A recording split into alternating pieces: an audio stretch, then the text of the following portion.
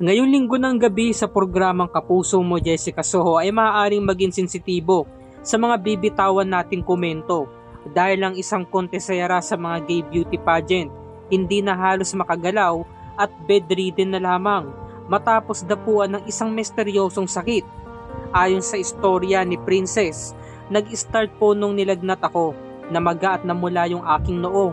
Ang sakit pa nga hanggang sa nagkaroon na rin po sa tuhod. Lumaki na siya. Parang namamaga talaga siya. May nagsabi po na baka nainggit kaya pinakulam daw ako para daw hindi na ako makasali pa sa mga contest. Sobrang naawa na ako sa aking sarili. Halos sa araw-araw po talaga puro sakit po yung nararamdaman ko. Pagod na po ako pero pinipilit ko na lang pong lumaban.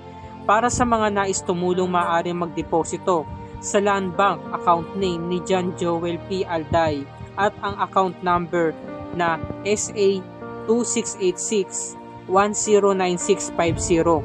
Mamayang gabi ay malalaman natin kung ano bang uri ng sakit ang dumapo kay Princess at makikilala pa natin siya.